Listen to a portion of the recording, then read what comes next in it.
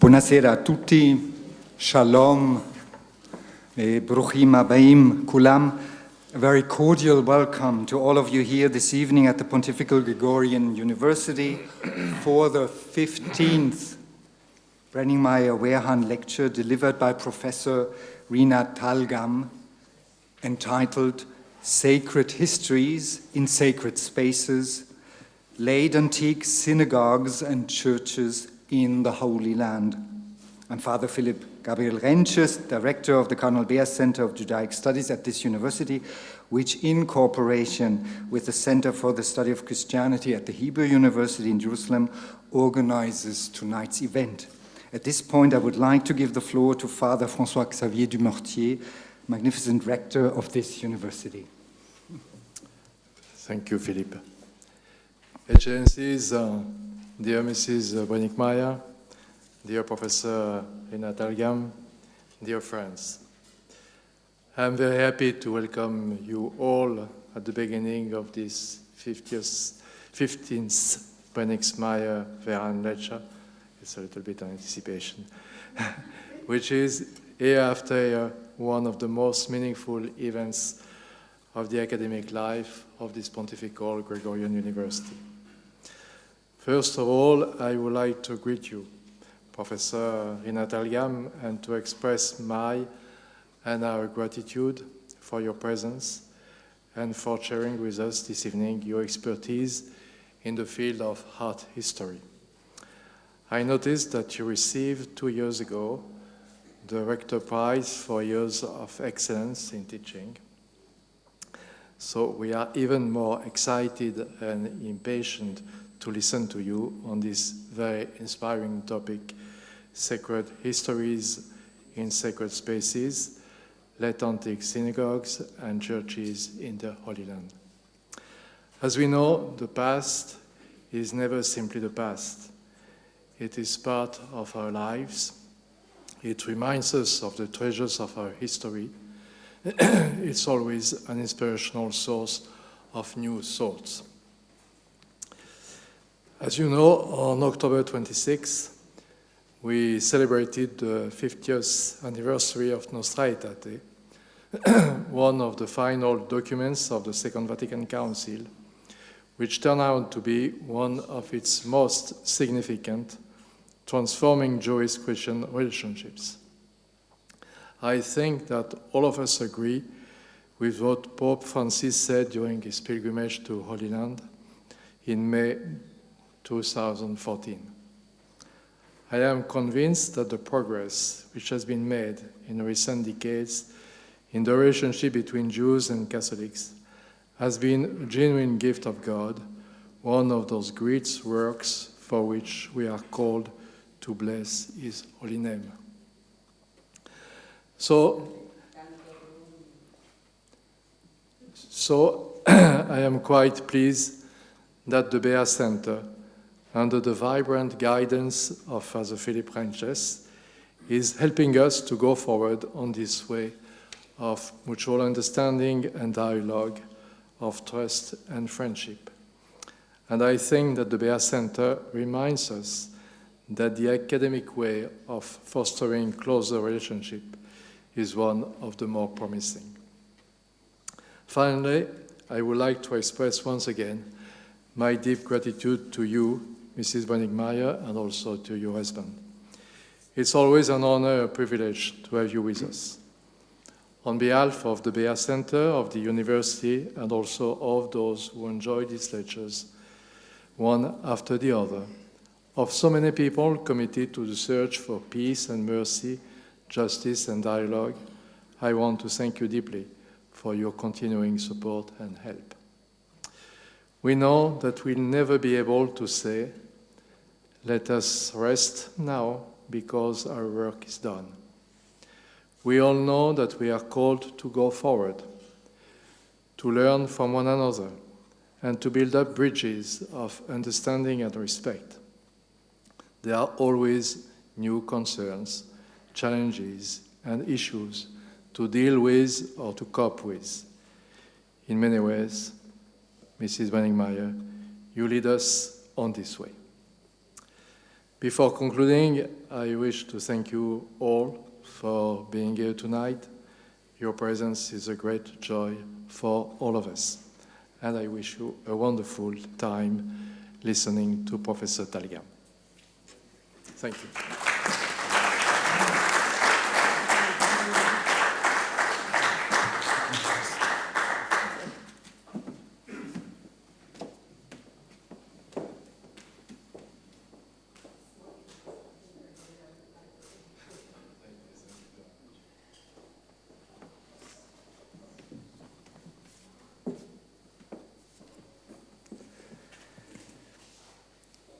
Dear colleagues and friends, Father Rector just recalled the 50th anniversary of the Concilia Declaration Nostra Aetate, a text that truly showed the power to contain, the force to set in motion a process of transformation in the relationship between the Catholic Church and the Jewish people, a transformation process that we rightly hold as also dear and beautiful, and for which we here are all very thankful, all the more when considered from where this transformation started, but also when considered to what depth this transformation has grown at this point of time. This transformation includes the cooperation between academic institutions like the Cardinal Beer Center for Jewish Studies at the Gregorian University and the Center for the Study of Christianity at the Hebrew University, whose director, Professor Bruria Biton-Ashkeloni, is honoring us together with her husband, and her presence means so much here tonight. 50 years of a transformation process, as young and in many respects fragile as it is, has already developed its own history. And with its history, its chances and challenges have changed. One of the challenges that I see today is that while at the beginning the Jewish-Christian encounter was welcomed by a great deal of enthusiasm, at least by some, today it is sometimes met with a sense of déjà vu, a sense of let's move on to more urgent business. Or even more challenging is today the widespread verdict that religions, rather than being inspirational sources promoting peace, these religions are parts or causes of the problem. Having these challenges in mind, I find tonight's lecture and Professor Talgam's presence very helpful in at least two senses. First, both the Jewish and the Christian tradition created sacred space, even though it remains an open question within each tradition and between these two traditions as to determine the precise role and value of sacred space. While these created spaces have more often than not produced territorial claims that excluded the one from the other, a lecture like tonight's lecture is a way of creating a new space, this time a shared or joint space, a space truly hospitable for each of us here and hospitable to one another. Maybe not a sacred space. We need not go that far, but a blessed space, blessed by the grace of wisdom of the Jewish and the Christian tradition. Second, sacred spaces want to give rest and provide room, leisure, and encouragement to elevate our minds to the service of the Most High, the Blessed One for the Jewish and the Christian tradition.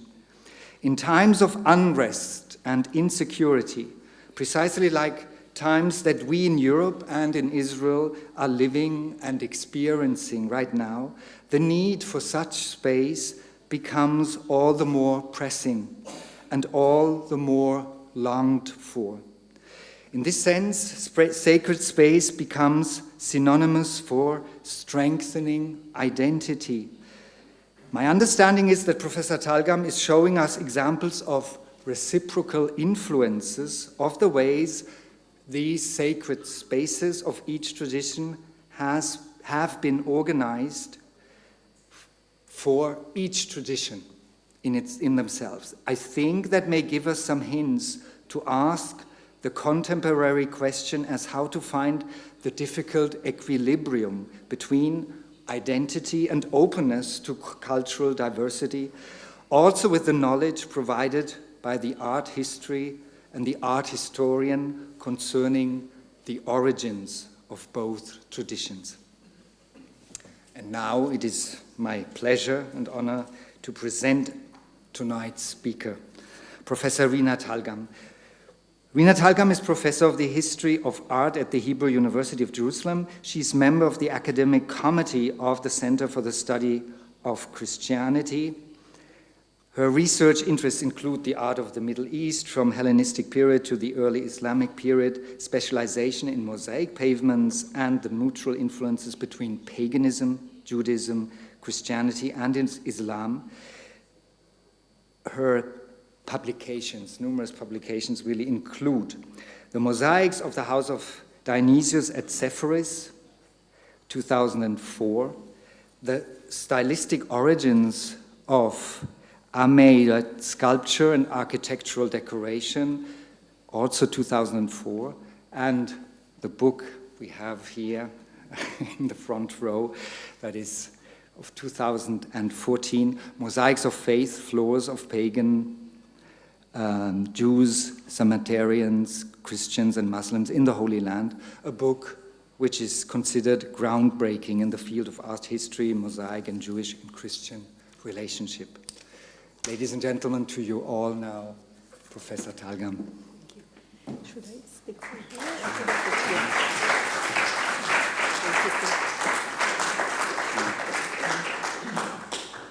What is comfortable to you? No, it's okay. Yeah? But I need the computer here.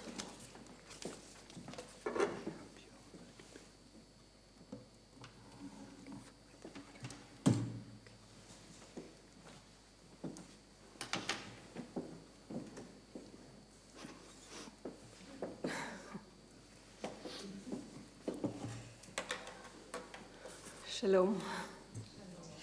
It is a great honor and a privilege for me to speak in front of this distinguished audience. I would like to thank first and foremost Aldegolde and Huber Brinkmeyer Wareham for establishing the two centers in Rome and Jerusalem and for their ongoing support that enables scholars and students to study the profound and continuous dialogue between Judaism and Christianity. I would also like to thank Professor Father Philip Gabriel Rences, the director of Cardinal Bea Center for Judaic Studies at the Gregoriana University, for inviting me to give the annual lecture and for his very kind hospitality. I'm most grateful to Professor Bruya Biton Ashkeloni, with whom I often collaborate in the activity of the Center for the Study of Christianity at the Hebrew University of Jerusalem. I'm proud to be a member of the academic committee of the center for many years. As an archaeologist and art historian, Rome has a special place in my heart, and I'm always happy to visit it. In my lecture, I will discuss the material culture of various religious groups in the Middle East.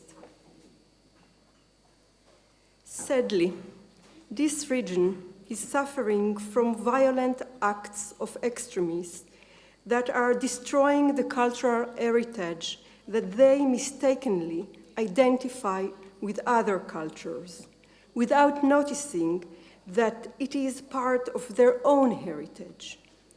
As I will show in my lecture, it is impossible to understand one culture without taking into account the historical circumstances in which it developed. First and foremost among these, the cultures by which it was surrounded and those that preceded it.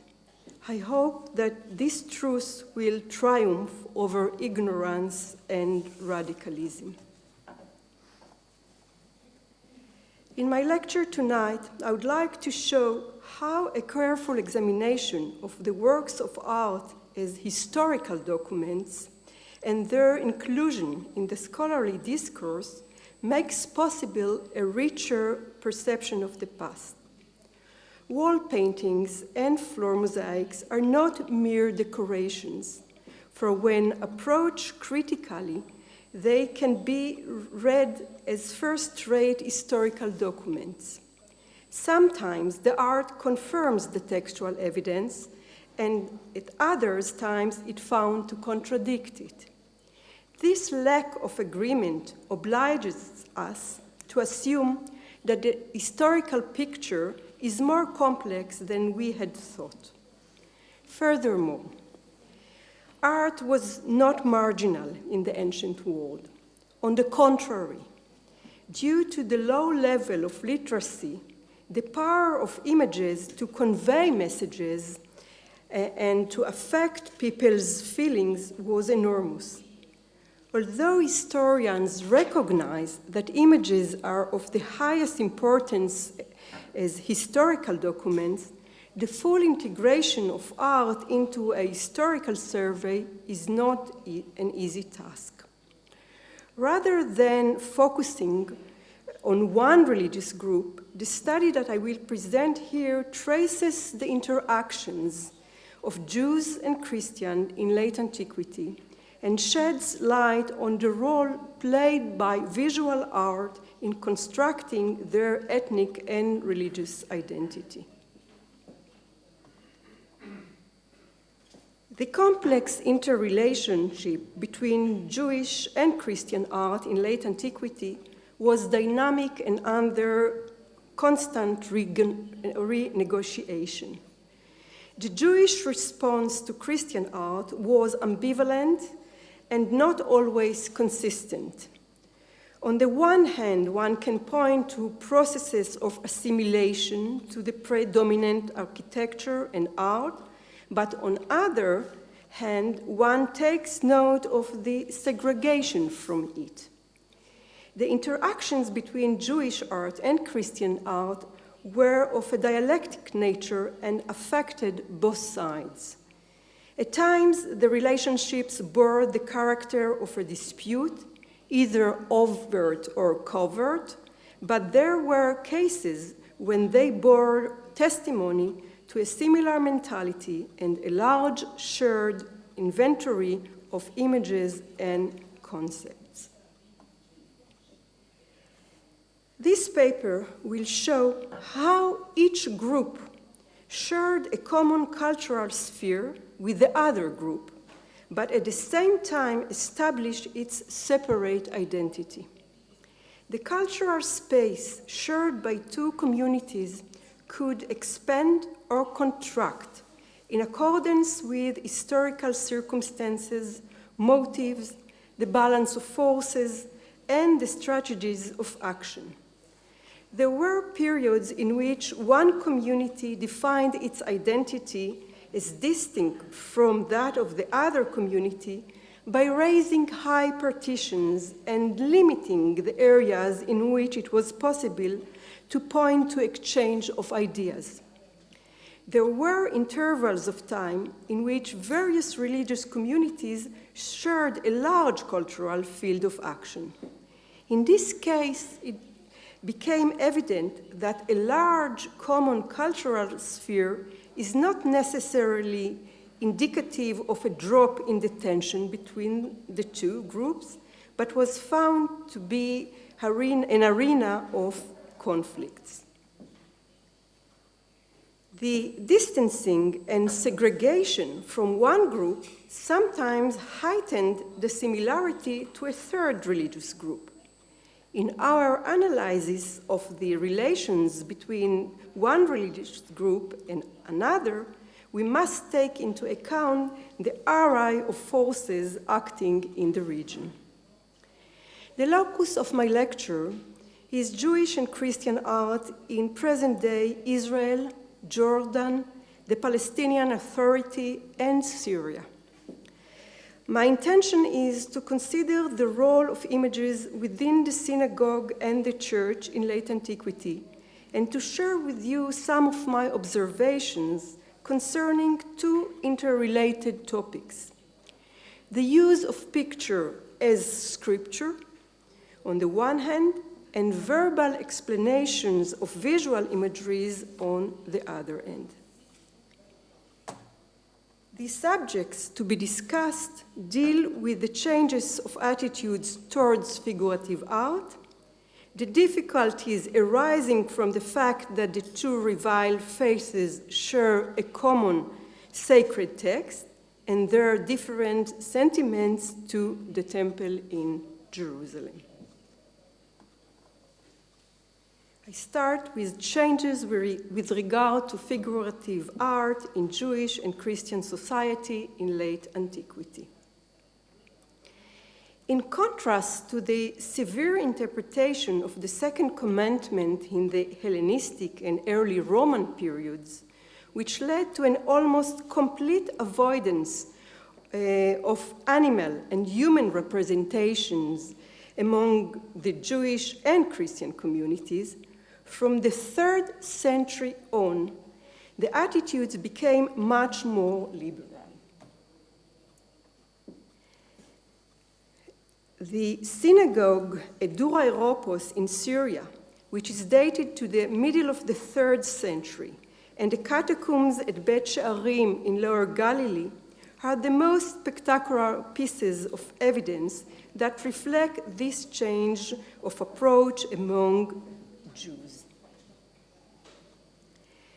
The Christian catacombs and sarcophagi in Rome and the wall paintings in the baptistry at Dura Europos in Syria attest that Christians too began to depict scriptural stories from the 3rd century onward in their places of gathering and funerary art.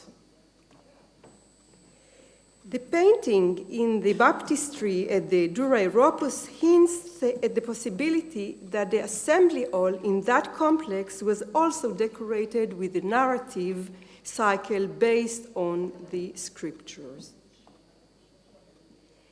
The different reactions to the threat posed by the art of the governing culture, which is reflected in the expansion of the border in the Second Temple period as opposed to the expansion of the dynamic area in the early Byzantine period, call for an explanation.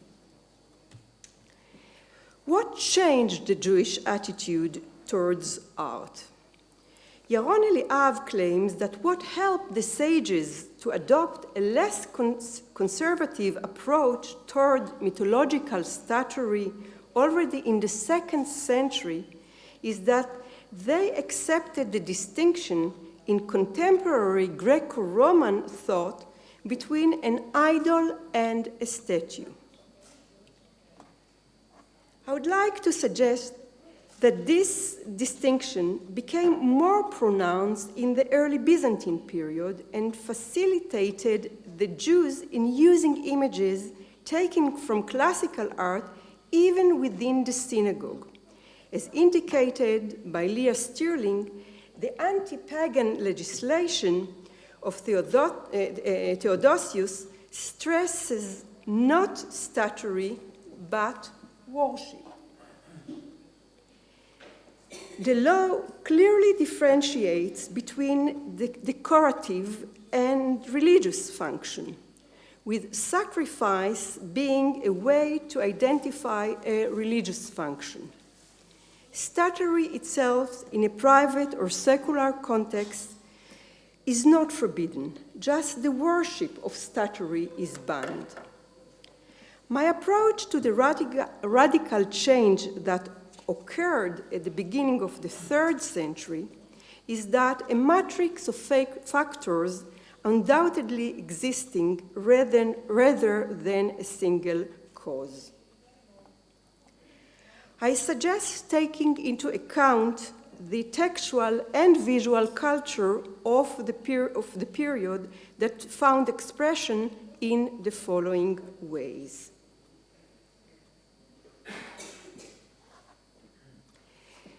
The significance attached to ancient myths as part of the Greek paideia, or classical learning, and the treatment of some classical texts as canonical texts.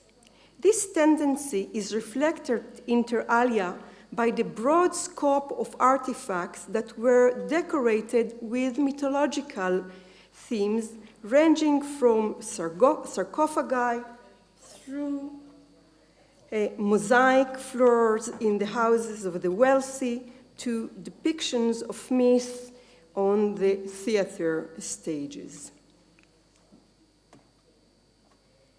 The rise of a new religion of the book and the fact that the two monotheistic religions shared common scriptures which they read in very different ways is the second factor that we have to take into account. Furthermore, as early as the 3rd century, Christian art employed biblical stories to assimilate the Christian typology, and from the early 4th century on, the Christian basilica was regarded symbolically as the successor of Solomon's temple.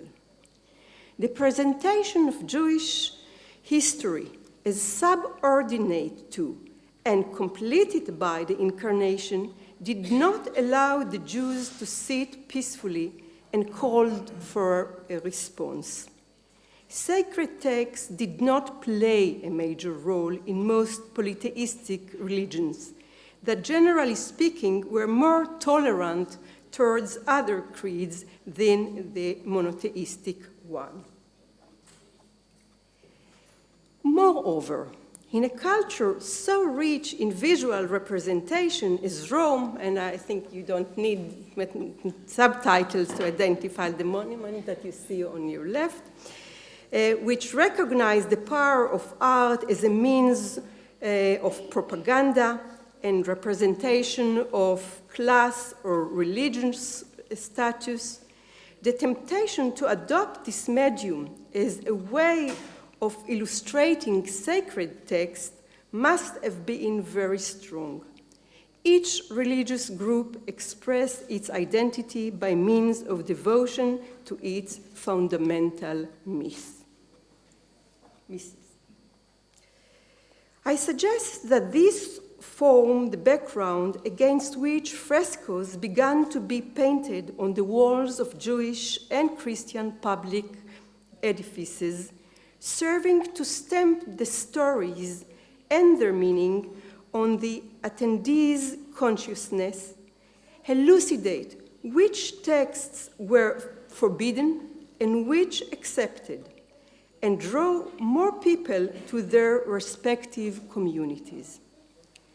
The biblical scenes that were depicted on the walls and later on mosaic floors heightened the fact that the synagogues were the repositories of Jewish sacred texts, aiding the Jews in defining themselves in relation to other groups and their scriptures.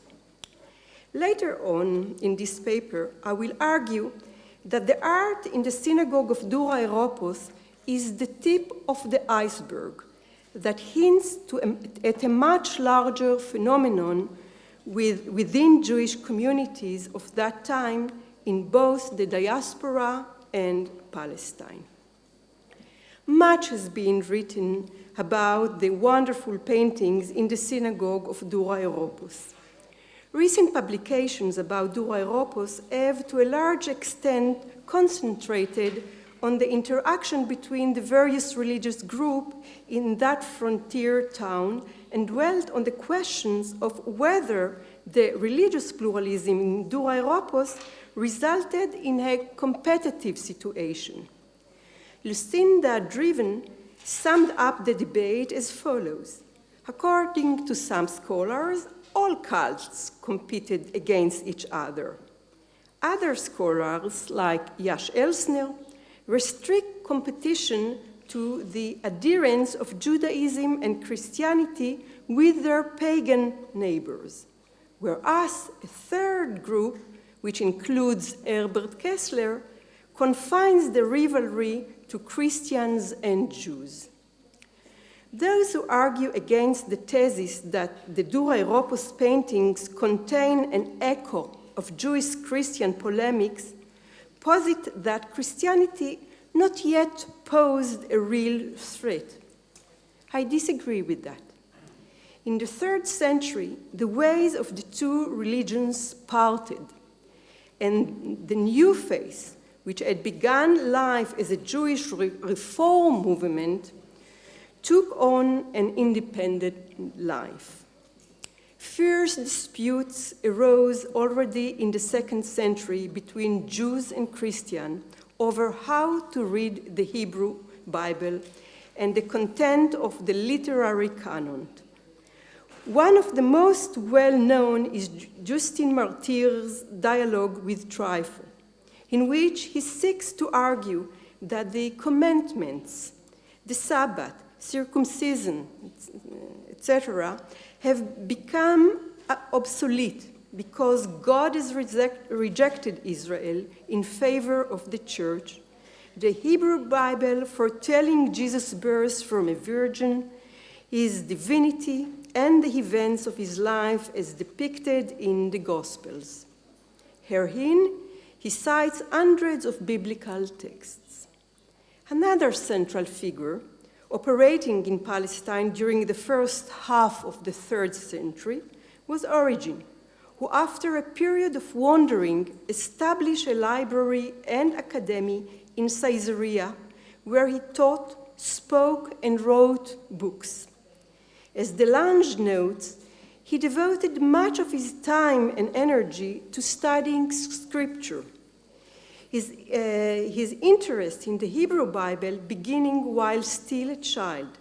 Seeking to resolve textual difficulties therein, he was fascinated by Jewish forms of exegesis and hermeneutics, thus becoming closely acquainted with Jewish sages. Contact with the Jews was not difficult. Religious dialogue was a preoccupation of the age. The rabbis were only too willing to debate their cause in public or discuss it in private. Although Hebrew was the traditional language of prayer and study, they spoke Greek and expounded the Bible in Greek in their synagogue and classrooms. Here I followed Delange.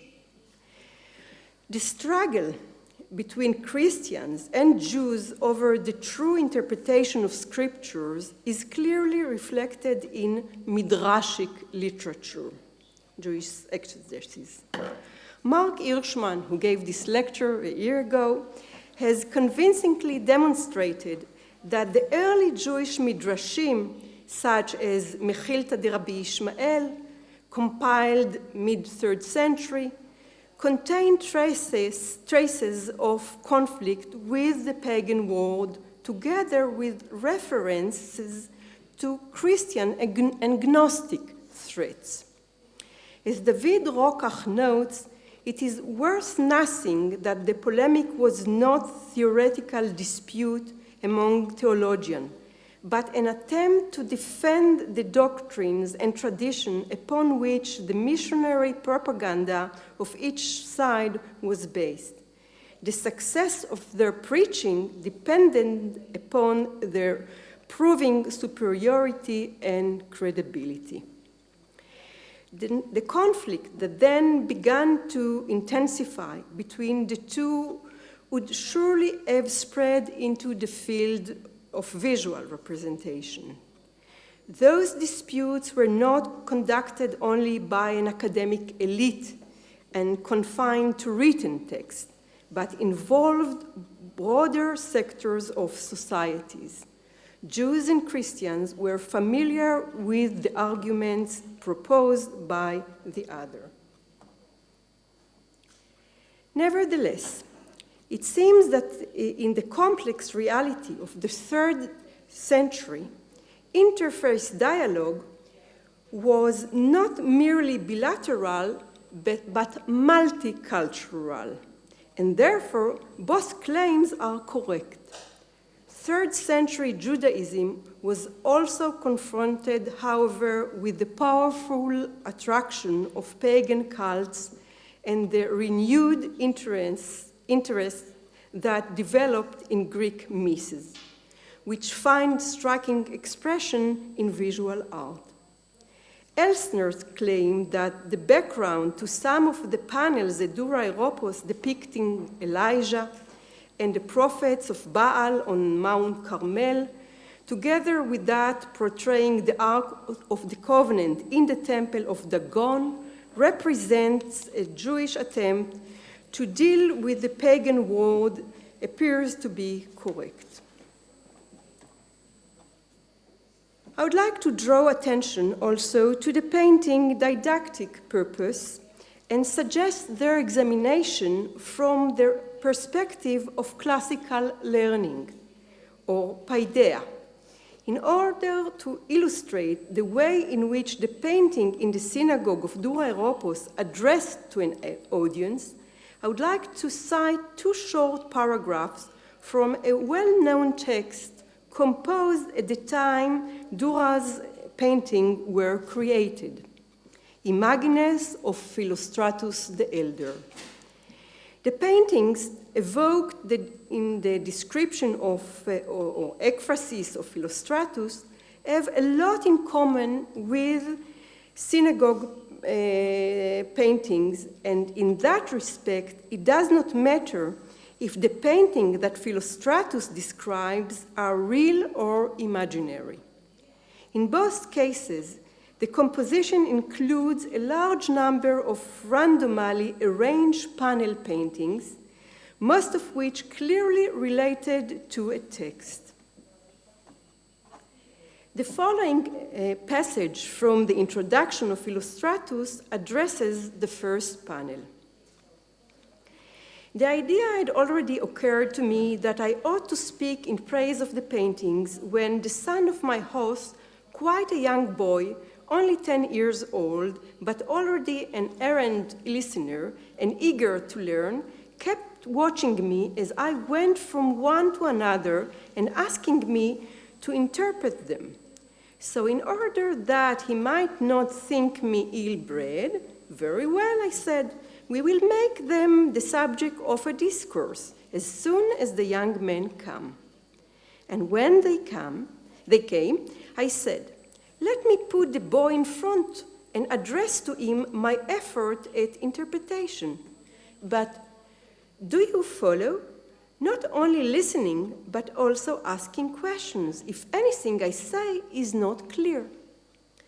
And it continues, have you noticed, my boy, that the painting here is based on Homer? Or have you failed to do so because you are lost in wonder as to how in the world the fire could live in the midst of the water? Well then, let us try to get at the meaning of it. Turn your eyes away from the painting itself so as to look only at the events on which it is based. Surely, you are familiar with the passage in the Iliad where Homer makes Achilles rise up to avenge Patroclus, and gods are moved to make battle with each other. Now, of this battle of the gods, the painting ignores all the rest, but it tells how Hephaestus fell upon Scamander with might and main. Now look again at the painting. It is all from Homer. As indicated by the text editor, not only is the story from the Iliad, but words and bits of descriptions are taken from Homer. Philostratus continues with the description of the Scamander panel, but with regard to the personification of the river, he comments, in this, Homer is not longer followed. Similarly, at Dura Europos synagogue, there is a number of instances in which the elements of rendering follow the biblical story up to a certain point, but for few details, no textual basis of this kind exists. The exegetical concern of Illustratus corroborates Margalit Finkelberg's observation that pagan intellectuals in the Eastern Empire regarded Homer as on a par with the Hebrew Bible. From the Jewish texts that have reached us, it seems that the ekphrasis was not adopted by the Jews, but there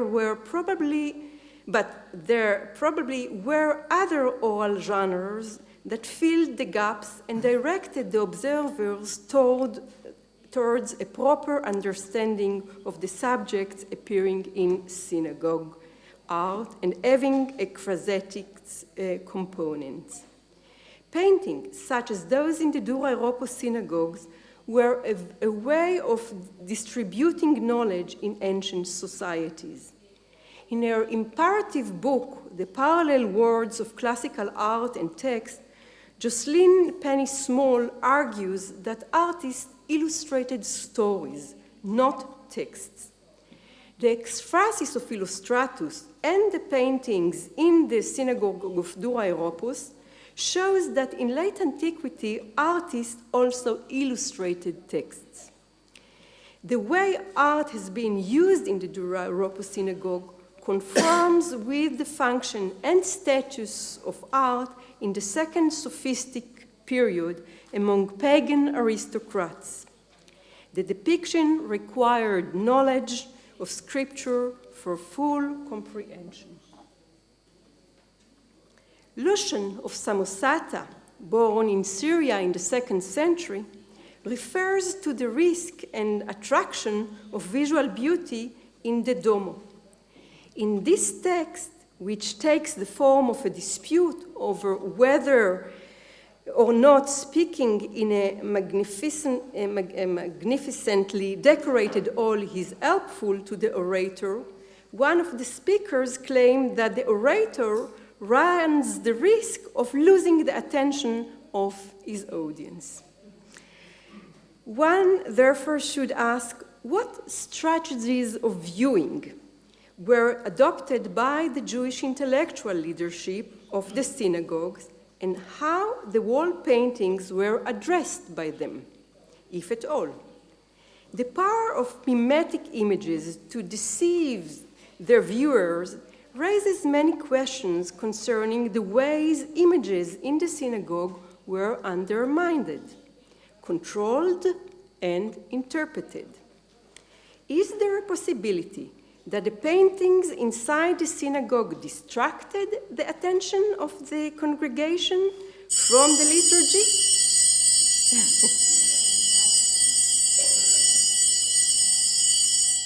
Okay. We know very little about Jewish texts from this early period that were inspired by or engaged with images. Texts such as Philostratus' ekphrasis may have had Jewish parallel. These either remained oral, however, or over time became irrelevant and were thus not preserved. The fact that they were not written down may be linked to a trend discerned by some scholars, namely an explosion of books and the need to fix the canon of scripture, which led to great parts of Jewish culture produced towards the end of late antiquity being oral in form. The artwork of Byzantine Jewry during the 7th century reverted to a non-figurative representation. If ekphrases of synagogue frescoes existed, they must be presumed to have lost their function and thus fallen out of use, ceasing to be copied. It is also possible that the content of the frescoes and later mosaic floors may also have been made accessible to the public in other forms. The ability to explain inconsistencies or obscurities in the biblical text via midrashim, exegesis of biblical texts, through presenting the events visually in the synagogue, attest not only to the early existence of such midrashim, but also to the possibility that the paintings served as inspiration for the midrashic exegesis, as already indicated by Annabel Wharton. The latter may later have been supplemented by piyutim, Jewish liturgical poems, recited in the synagogue, some of which can be linked to the subjects depicted in floor mosaics.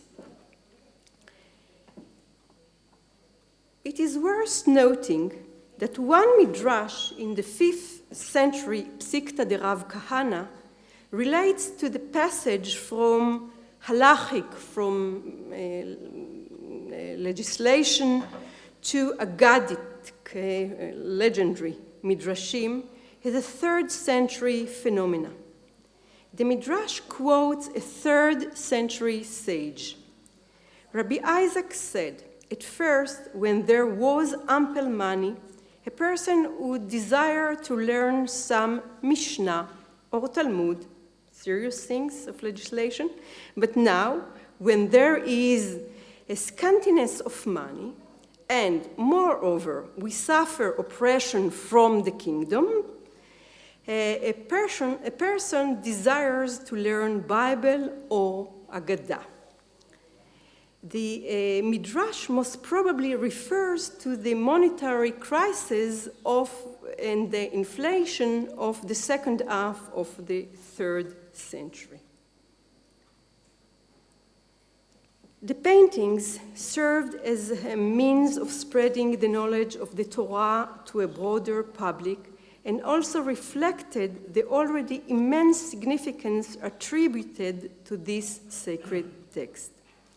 Study, instruction, and sermons already played a prominent role in the Second Temple period, as one can learn from statements of Philo and Josephus, as well as from the New Testament and the famous Theodotus inscription that was found in Jerusalem.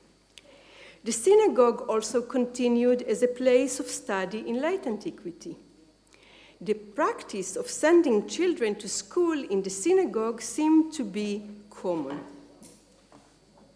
From an anecdote in the Jerusalem Talmud, we may also infer that the presence of children among adults during the reading of the Torah or the rendering of the Targum translation. I quote, "The villagers say to him, Rabbi Shimon, pause between your words so that we may relate this to our children." He refused, and the poor result is that he lost his job. Thus, there is every reason to believe that paintings on the walls, with their captivating vivid colors and vivacious scenes, were utilized in the process of learning. The location on the wall facing Jerusalem at Dur Europos Synagogue of 2 stories in which women play a major role, the panel depicting Pharaoh's daughter discovering the infant Moses that you see, and the triumph of Mordechai, in which Esther plays a major role, was perhaps intended to please the woman in the audience. A drastic change occurred in Jewish art at the beginning of the 4th century. Floor mosaics became the routine medium for synagogue decoration because treading on them ensured that they would not become an object of worship. Artists depicted the hand of God, the sacred utensils, and biblical heroes in places that were meant to be trodden upon in order to make it clear that the visual representation is but a faint shadow of the original. The first synagogue in Palestine, whose iconographic scheme should be explained against this background, is the newly discovered synagogue at Wadi Hammam, overlooking the Sea of Galilee, excavated by Uzi Libner with the help of Benjamin Arubas. This mosaic, which is dated to the first half of the 4th century and is only partially preserved, apparently included a large series of pictorial panels depicting biblical scene motifs. Due to their poor preservation, it is impossible to tell how many illustrations the mosaic floor contained originally. The excavation has exposed only 3 panels of the floor mosaic, decorating the aisles and traces of mosaic in the nave. The location of the 3 scenes indicates that the total number of biblical illustration was great, in that the entire hall was paved with an elaborate mosaic. This represents the transfer to the floor of a broad iconographic scheme like the one that appearing on the walls of the 3rd century Dura Europos synagogue. A mosaic of similar composition to that of Wadi el-Hammam was recently discovered by Professor Jody Magnes in the nearby synagogue at Hukuk. One of the fragments of this floor renders the biblical story of Samson, who caught 300 foxes, tied them tail to tail into pairs, and fastened a torch to each pair of tails. Another panel depicts Samson lifting on his shoulder Gaza's gate. And the third probably depicts a scene relating to the Maccabees. The exposure of the mosaic floor at Hukuk is in an initial phase, and hopefully the excavators will uncover more biblical scenes of this sort in the coming seasons. Small fragments of early mosaics using similar techniques have been discovered in the synagogues of Hamat Tiberias, level 2B, and Chorvat Amudim. The walls of synagogues dated between the 4th and 6th centuries were generally found in the debris, and only in a few cases were fragments of colored plaster revealed, but with no discernible remains of images. In the synagogue at Rehov, fragments of plaster that had fallen from the walls feature a number of floral motifs and architectural facades containing halachic and other inscriptions. However, there is no traces of a figurative depiction. In the Susia synagogue in the Hebron Hills, on the mosaic inscriptions in the corridor of the courtyard, one of the mosaic inscriptions in the corridor of the courtyard mentions the name of a priest who donated the mosaic and plastered the building's walls with lime, thus suggesting that the walls were painted white. Seemingly, one might argue that the biblical depictions on the floor do not rule out the existence of wall paintings as well. However, an examination of the relationship between floor mosaics and wall paintings in the Roman world reveals that artists took care to balance the two so as not to create composition or competition between the different mediums that would distract the viewer from what is important. In this manner, when the wall was decorated with rich panel pictures, the floor was kept simple, as can be seen in late Roman houses at Ephesus. Conversely, when floor mosaics was rich in figurative depictions, the walls were plainly decorated, as is visible in the house of Dionysos at Sepphoris. In view of the lack of evidence regarding the presence of wall paintings and the contents of the decoration on the mosaic floors, it is possible that from the beginning of the 4th century on, floor mosaics were the principal and preferred decorative medium in synagogues. In a passage of the Jerusalem Talmud, Avodah Zarah 3342d, often cited by scholars, it is stated, in the days of Rabbi Yochanan, 3rd century, they began to paint on walls, and he did not object. In the days of Rabbi Abun, first half of the 4th century, they began to make designs on mosaics, and he did not object. From this passage, we may deduce that Dura Europos is exceptional in one regard, namely the preservation of its paintings, probably due to the filling of the synagogue with soil to thicken the city's western wall.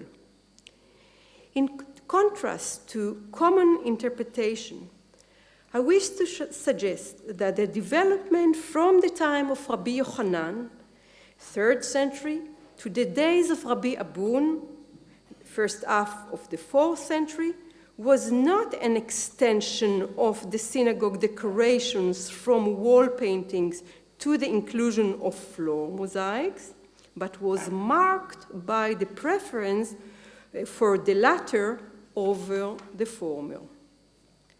Another lesson to be learned from this passage from the Jerusalem Talmud is that art not only reflects reality, but also creates it. In this case, art led the way and legislation followed. Rabbi Yochanan was considered the greatest rabbi of his area, the second Amoraic generation. He moved from Sepharis to Tiberias and was active in the great study house, Bet Midrash, there. Rabbi Abun was his disciple and follower.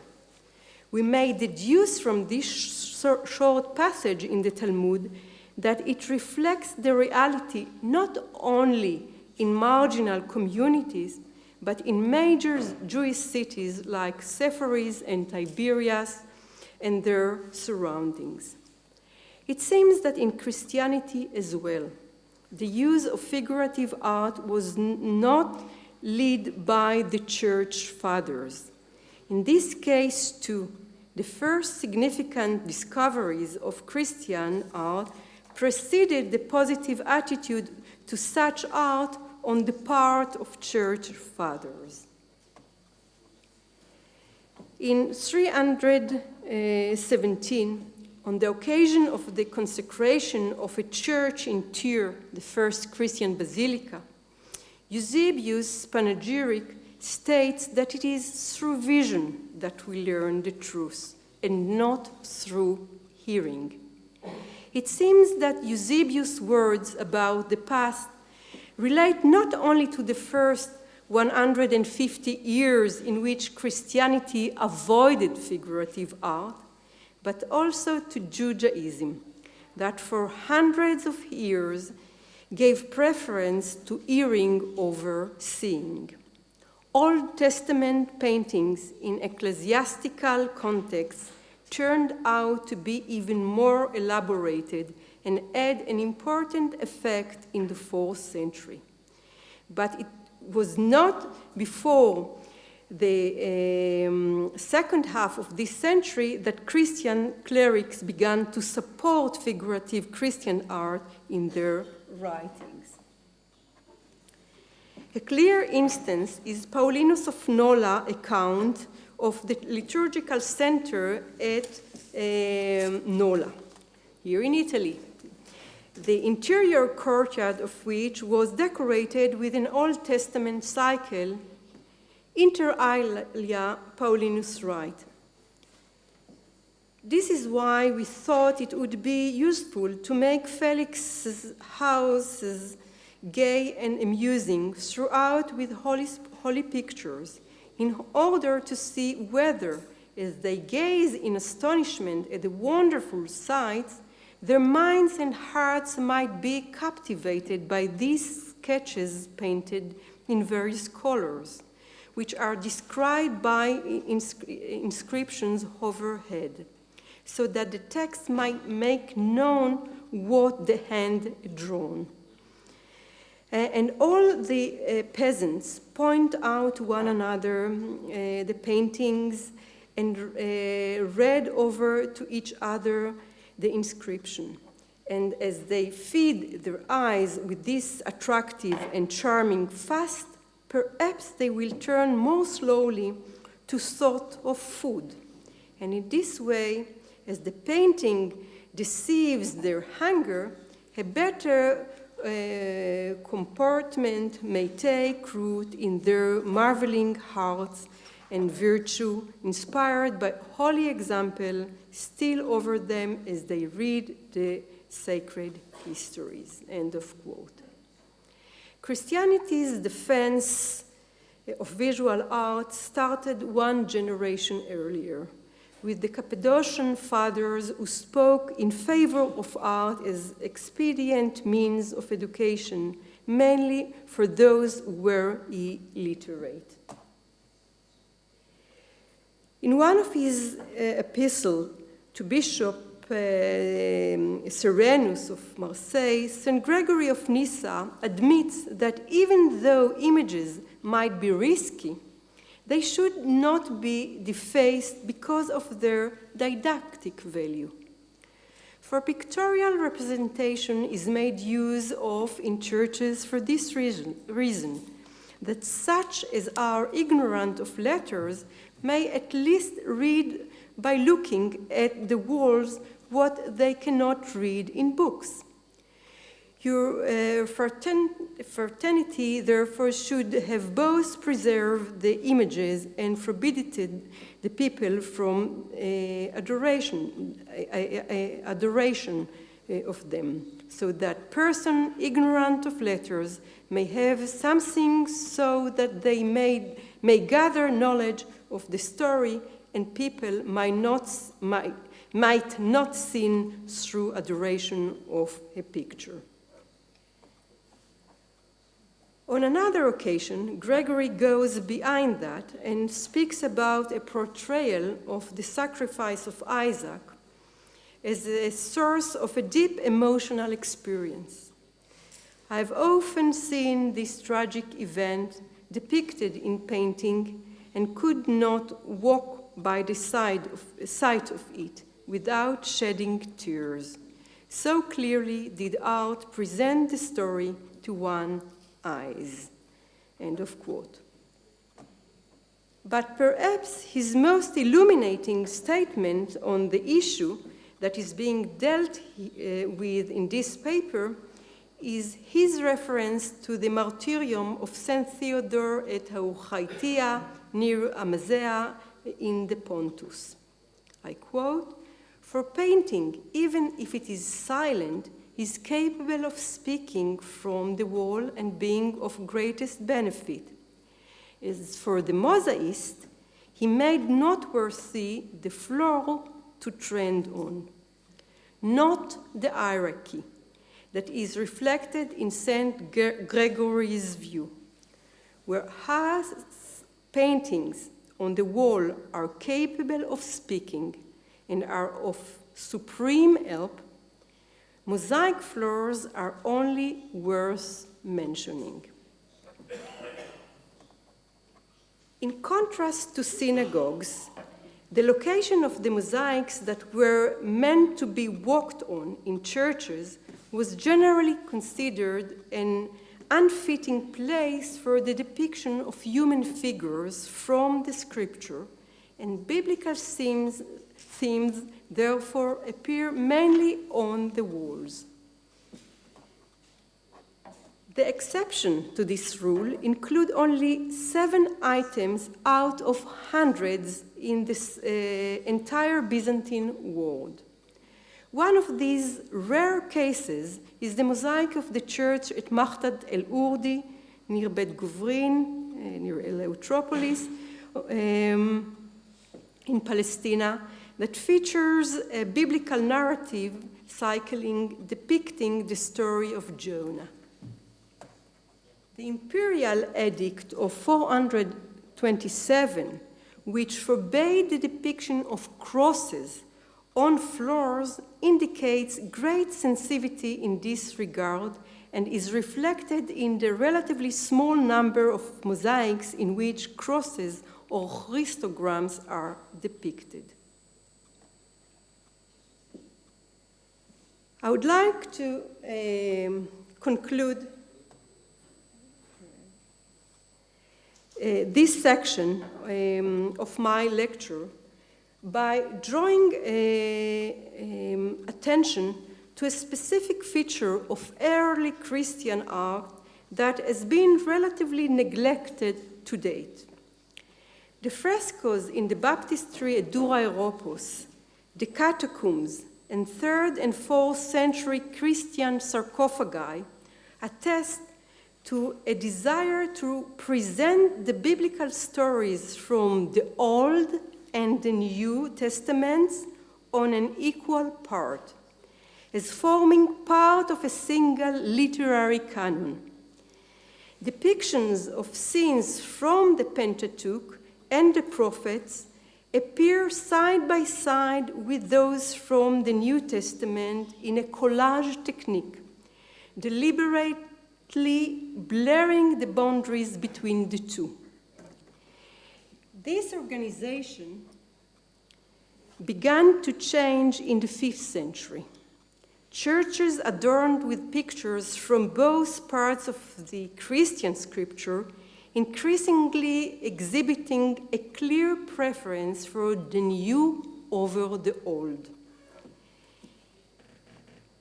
This phenomenon, and you are familiar with this church. Unfortunately, most of the churches in Palestine are destroyed, so we don't have wall mosaics.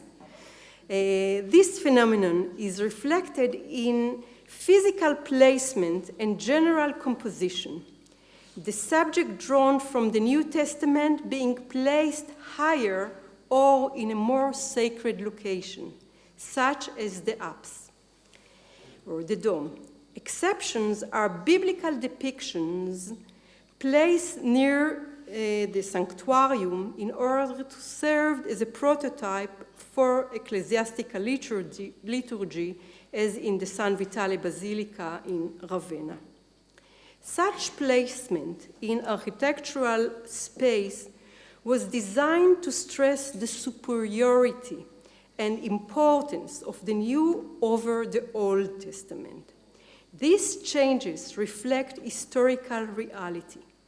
In the 5th century, the struggle for the acceptance of the New Testament into the canon had long been decided. The new decorations now sought to turn the New Testament into the primary text and the Hebrew Bible of the Jews into a poor second. It is not impossible that these developments led to the neglect of rich narratives in synagogues dated to the 4th century, such as those found at Hukuk and Wadi Hammam, in favor of more compact and concentrated compositions, such as those in Sepharis.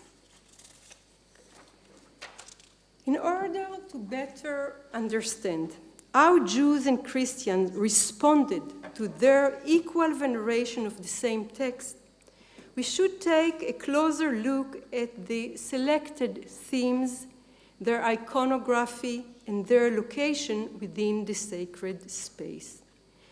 There were several ways to respond to the appropriation of the biblical text. The first strategy relates to the careful selection of themes and the omission of others. I would be very surprised, for instance, to find the figure of Melchizedek, king of Salem, in a Jewish synagogue, but not at all astonished to see the figure of Aaron there. The offerings of Melchizedek to Abraham are the earliest Eucharist sacrifice in Christian theology, and the epistle to the Hebrews already likens this king to Jesus. For Christians, the figure of Melchizedek served to prove the antiquity of his priesthood over that of Aaron, and to deny Israel the privilege of being the first to receive the divine calling. I permit myself to move on and examine a second strategy that requires us to pay attention to more subtle details. What happens when Jews and Christians chose to depict the same biblical story, and how do they change the focus or adapt certain details to fit their individual interpretation of the biblical narratives? The binding of Isaac appears in the panel above the Torah ark in the first stage of decoration in the synagogue of Dura Europos, and later on in the mosaic floors of Sephoris and Bet Alpha synagogues. The depiction of the binding of Isaac in the synagogue symbolizes God's promise to Abraham. It seems to convey the message that even after the destruction of the Second Temple, the Jews were still God's beloved children. The binding was an historical event from the distant past, but the promise retained its validity. In Christian heart, the binding has Christological significance, and it is regarded as the prefiguration of the crucifixion of Jesus. The emphasis in Christian art was placed on the sacrifice, while in Jewish art it marked the divine intervention. Unlike the symbolic appearance of the ram in several church mosaics floors in the region, the narrative approach in the depiction of the binding at Sephoris is similar to the one at Bet Alpha.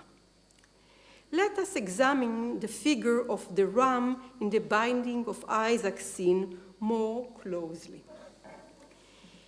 In the Masood Church and in the Baptistry Chapel in the complex of Madaba Cathedral, the ram is tied with a rope to a tree and not entangled by its horns in the thicket, as stated in Genesis. This detail also appears in the binding scene in the synagogues of Bet Alpha and Sephoris, and as its source in a Jewish midrash. The midrash tells us that God created the ram that would replace Isaac during the 6 days of creation, and since then it had awaited this designation. We should be very careful interpreting a visual motif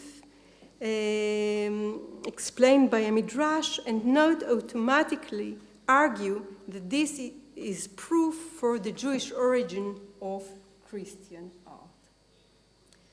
While studying the figure of the ram, we should also pay attention to the differences. As we have seen, there was no consensus regarding to the depiction of the cross on floors, but a semi-hidden or ambivalent appearance was perceived as legitimate. It is very possible that the creator of the mosaics in some of the Christian buildings in Jordan sought to allude to the form of the cross by the way in which they positioned the ram in the binding of Isaac against the background of a fruit tree. Such a way of portraying the ram is totally absent from the known Jewish depictions and can also be understood in light of the description of the cross as a tree in the writing of the church fathers and in art. The third type of strategy clarifies the full significance of a biblical depiction through its location within the liturgical space. For example, the proximity of the ram to the church altar or the baptismal font in the binding of in the binding of Isaac also give liturgical significance to the theme. Perhaps the most renowned illustration is portrayal of Abel and Melchizedek offering a sacrifice in the sanctuarium of the Church of San Vitale, and the depiction of Abel and Melchizedek, Abraham and Isaac in the wall mosaic in the Church of San Apollinare in Ravenna is a prefiguration for the liturgy of the Eucharist performed on the church altar. Such examples are not limited to Christian religious buildings, but appear in synagogues as well. The mosaics in the Na'aran, Sepharis, and Bet Alpha synagogues all have similar iconographic schemes, except that the biblical scene at Na'aran is located in the Holy Vessel panel, the proportion of which were enlarged for this purpose, and not on the other side of the zodiac near the entrance. The reason for this placement of the scene was determined by the identity of the figure appearing in it. Daniel in the lion's den was depicted in front of the sacred architectural facade that represent the temple, with the Hebrew inscription Daniel Shalom above it.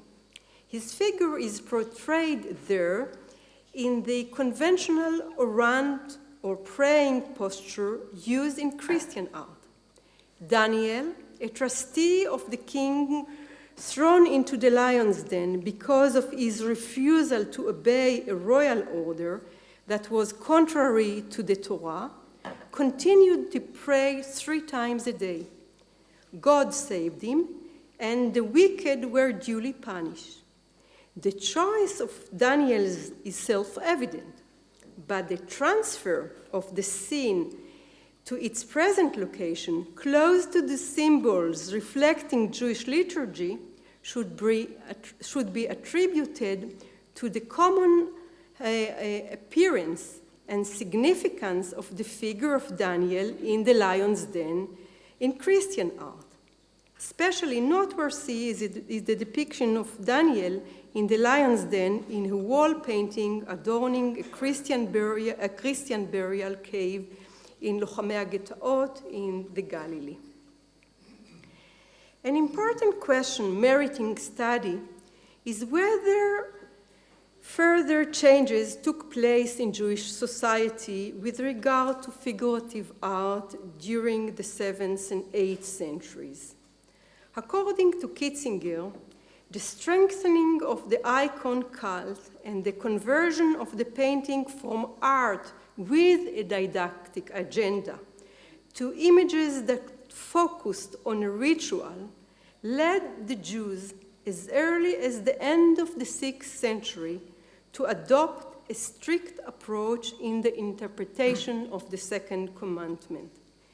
The last mosaic featuring the zodiac and biblical scenes is the one in the synagogue at Susia, which according to its style appears to be dated to the 3rd quarter of the 6th century.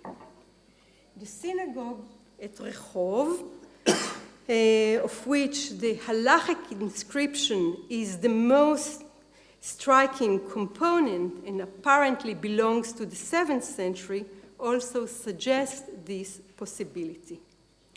In the Adversus Judaeos, this polemic literature of Christians of the 7th century, the Jews commonly appear as those who turn to aniconism and condemn the Christians for the use they made of images. However, many scholars cast doubts on the historical reality behind those texts. This literary genre is characterized by numerous rhetoric fabrication and is not a record of disputes that really occurred. There is also a possibility that those texts relate to the biblical Jews or those from the time of Jesus. With the almost complete lack of Jewish texts referring directly to this issue, the only direct indication that could shed light on this matter is Jewish art from that era. However, an inspection of the archaeological discoveries shows that it is very inadequate and not explicit. But there are certain indicators for a preference of non-figurative flaws in such as the late synagogue at Hamat Tiberias or the synagogue at Jericho, for example. The Jewish approach to figurative art took into consideration the attitude of non-Jews towards depicted images. Indication of a disagreement about this at the beginning of the Muslim period is reflected in Targum Pseudo Yonatan to Leviticus 26. And a figured stone you shall not place in your land, to bow down upon it. But a pavement figured with images and likeness you may make on the floor of Mikdashei Chon, your temples, and do not bow down to it, for I am the Lord your God. This text could be an apologetics text of figurative mosaics at a time when antagonism to such art had begun and the defacement of figurative images was already taking place. The instruction, do not bow down to it, probably alludes to the proskinesis, to the bowing being performed before images in churches. One of the passages in the Hadith, the Muslim Hadith, states that the depiction of images on pillows is tolerable since they are thrown on the ground and trodden upon. But images on curtains on the walls are banned. It seems that the author of the Hadith, that were composed between the 7th to the 9th century, was influenced by the stance of the Jews, who throughout the Byzantine period permitted creations of figurative floors mosaic, but avoided the depictions of figures on walls. Apparently, one may conclude from what is said in the Hadith that the depiction of images on a floor was permitted. However, the archaeological finds indicate that this rule did not apply to religious buildings, in which the depiction of images was absolutely forbidden. On the other hand, images, either sculpted or in relief, in the Umayyad, in the early Muslim palaces, were often incorporated on the upper parts of the walls and the ceiling. The Umayyads, the first dynasty of Islam, were in need of figurative art as a means of promoting their political agenda.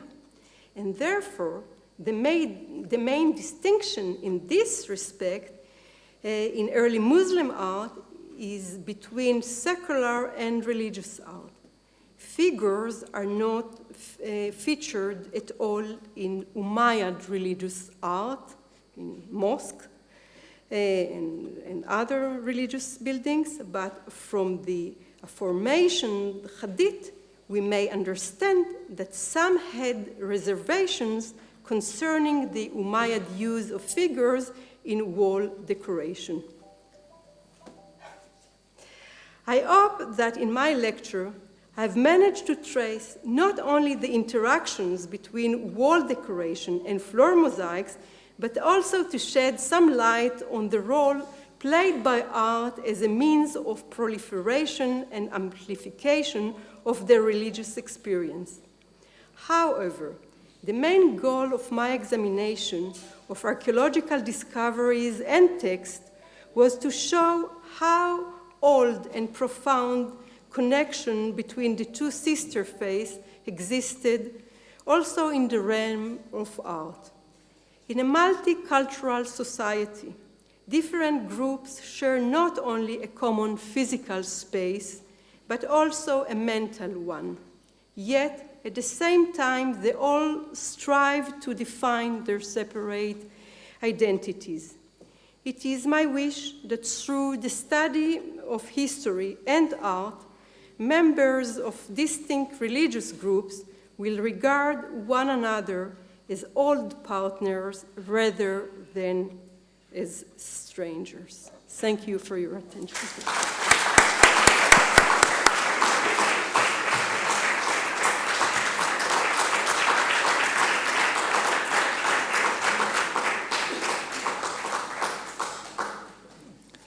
Thank you very much, Professor Talgam, for your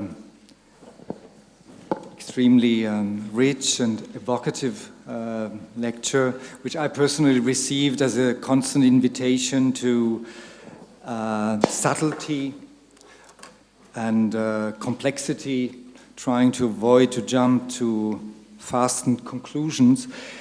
The time has forwarded to, and we need to close, respect the closing hours of the university, which is 8 o'clock, and they have refreshments out there. I would like to open up here at least for 1 or 2 questions, if there are, as we customarily do.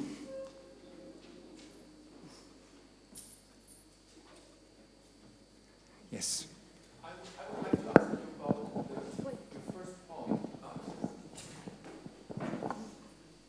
I would like to ask you about your first point when you said about different church and synagogue orientations. You made a big point on this in the beginning, but to my sense, in the beginning at least, many of these churches were memorial buildings, which centered around a stone, whatever, like in Tabqa, for example. And therefore, I would love to ask you, where did the early Christians build their churches? And where did the Jews build their synagogues? As centers of discourse, like in Capernaum, and so very close to each other, or more or less always as memorial places? Thank you for asking these 2 questions. Concerning the orientation, I do agree with you that at the beginning, Christian churches didn't have a clear or a fixed orientation, but later on, after the canonization of Christian architecture from the 4th century on, Christian churches started to have clear orientation. They were oriented towards the east, while synagogues were oriented in Palestine, usually towards Jerusalem. If they were built in Galilee, their orientation was towards the south. If they were built in Hebron Hills, they were oriented to the north. And the synagogue Dura Europos that was built in Syria was oriented to the west. So this is my answer for your first question. Concerning the second question, we should differentiate between memorial churches that were built in holy sites like the octagonal church above the house of Peter at Capernaum, and we have other examples in Palestine, as well, for example, the Katisma that was built above the rock on which Mary rests on her way to Bethlehem, and communal churches that could be built everywhere, in each city, village, and there were also churches within monasteries. So those are the three categories of churches. But if we would like to make things more complicated, but some churches were built by communities, but we have also examples in Palestine, like in Rome, of churches that were built as part of the initiative of emperors or a patriarch.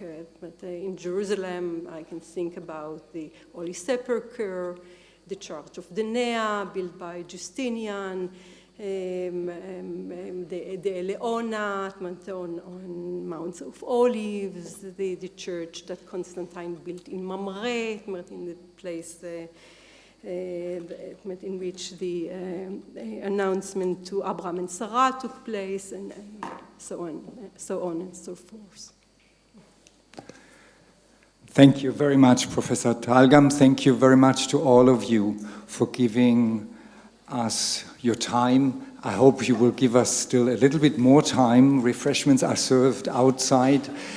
But before I officially conclude this session here in this room, I would like to invite you for a series of lectures that the Cardinal Beer Center is organizing for the remaining academic year, a series of lectures entitled In Memory and Celebration 50 Years with Nostra Aetate. I hope you take notice of the programs which are outside to be found on the table. And the first appointment, the first meeting will be on December 10th, a conference entitled The Healing Power of the Liturgical Celebration, and it will be a lecture between a Jewish voice, Rabbi Benedetto Carucci Viterbi, and the Jesuit Father Anton Witwer. Thank you very much to all of you, and a very good evening.